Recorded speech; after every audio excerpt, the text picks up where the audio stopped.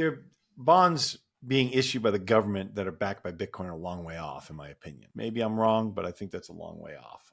It would be, I could see it more locally, maybe, but you'd have to a municipality that actually has Bitcoin in the balance sheet in order to do it. They have to have their own strategic reserve. We haven't seen any states do it yet. Texas may. I think that they're as likely as anybody. Texas may do it. They passed the Senate, and I think it's going to pass Congress. And Patrick, the lieutenant governor, I think is heavily in favor of it. So this is it's a possibility. I think it's more likely that you'll see Bitcoin bonds where it's more on the retail level. We have seen, and I talked to Andrew Hone about this. So I talked to him last week about battery finance and how they're using Bitcoin-backed loans in commercial real estate space. But I could see it happening in the retail level soon, where you have. I've seen some companies that are working on this, where you have Bitcoin-backed mortgages and stuff like that, and that would make sense to me to have that, like we were talking about earlier. I think it's still nascent. It's very, early stages, because Bitcoin is so volatile, still so volatile. It's going to be a small portion of the lending products at this point. But as volatility kind of calms down, I think that market will grow quite a bit. What do you think in terms of so we've, obviously been kind of running the gamut here of all these headwinds and tailwinds, and where do you see your predictions for, or just what you see coming out? I can't stand saying that, but just like, where do you see Bitcoin price? And again, it's hard to measure in USD price of what Bitcoin is, right? So it's like you're caveating all these things, unfortunately, because there's so much nuance to this. And it's easy. I hate the question, but it's easy. Long term, I see the Bitcoin price higher, much higher. And that's because of the debasement of the currency. Every single currency that's being measured against it.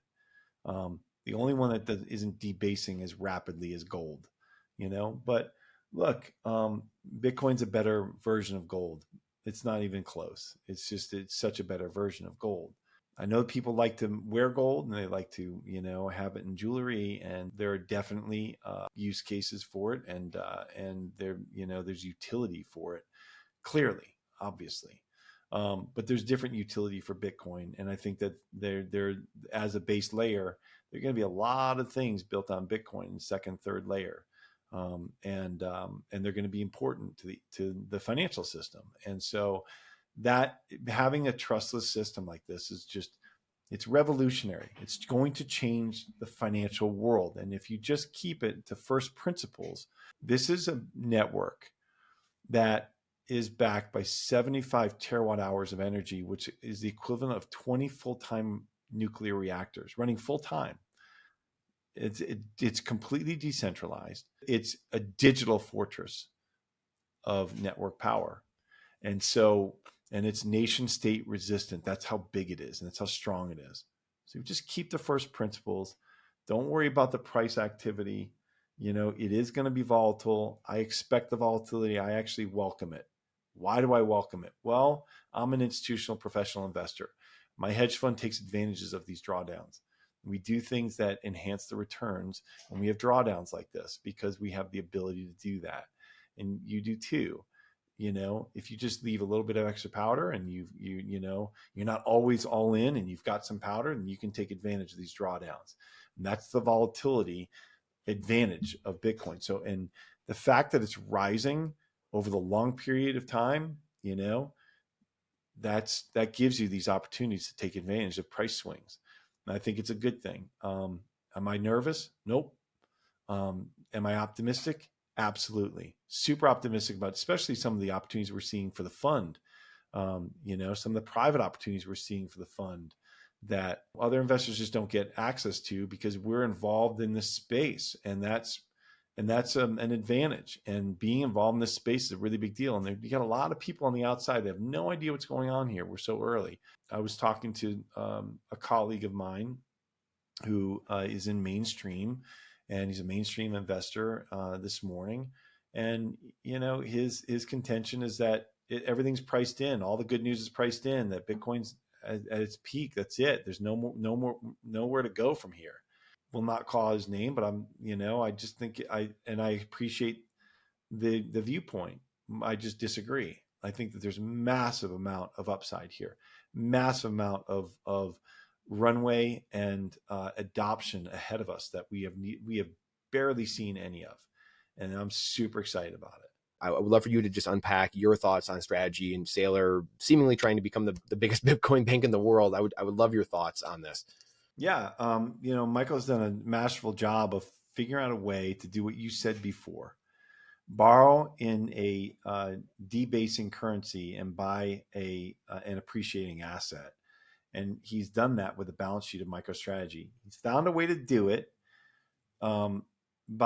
he's basically monetized volatility. And what I mean by that is that he's found a way to borrow money for free because of buying the Bitcoin and putting it on his balance sheet. It created volatility. All right. So that volatility is valuable to the buyers of those bonds. Why? Because they're convertible. And so when you buy a convertible bond, you want volatility because that gives optionality upside, and it creates value in that bond because you have the ability to, number one, trade around it because it's a convertible bond.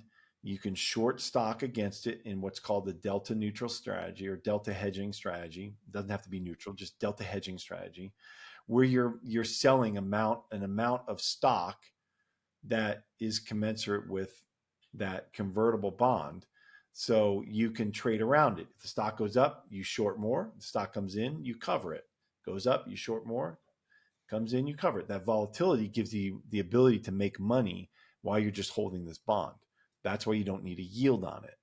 The second thing that makes it valuable is that volatility to the upside, where Bitcoin is very volatile and a rising asset. These bonds get converted into underlying common at a price that is then in the money. So then you're making money off of that because you got to convert it at a price that is lower than the price of the common stock. And that has happened for some of these bondholders. And so now you've got MicroStrategy has 500,000 Bitcoin, 499,000 and change. And Michael Saylor has stated that he wants to get to about a million Bitcoin. So right now he owns 2.5% of the float of Bitcoin, the supply, and he wants to get to the point where he owns about 5%, and so which would be a million. And so and his stock is trading around that. Okay, so as he's buying, he's created a situation where people expect him to keep adding Bitcoin to the balance sheet, which makes that stock more valuable. And so they attach a multiple to it. And they have attached a multiple as high as 2.5 of common to the underlying value of Bitcoin. What do I mean by that?